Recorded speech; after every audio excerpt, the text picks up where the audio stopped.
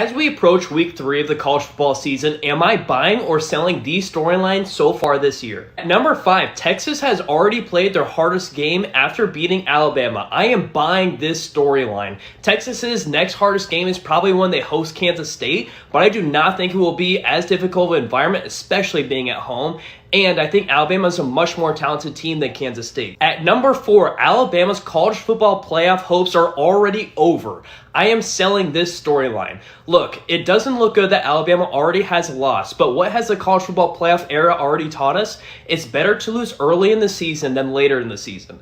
Alabama's path is still clear. The SEC West is not going to be very competitive this year, and they can win the SEC championship game against Georgia should they get there. At number 3, Colorado will win one of their big-time Pac-12 games. I am buying this narrative. If you count Oregon State and UCLA in there, I think they win one out of those 2 games for sure. But if you don't count that, they still play Utah, USC, and Oregon. And I think it's possible they win at least one of those. And USC plays a type of football that they like to play. So watch out for that game in particular. At number 2, Minnesota has the best chance of winning the Big Ten West. I'm going to go ahead and buy this narrative. The Big Ten West is not nearly competitive once again. Iowa doesn't look great, and Wisconsin is still struggling getting their new identity found under Luke Fickell with that air raid offense. And the rest of the teams just look like a mess so far. So I think it's most likely that Minnesota represents them in the Big Ten Championship. And number 1, Miami could go to the ACC Championship game this year. I am buying that narrative. Their offense looks elite, and I think Mario Cristobal has found his stride at Miami.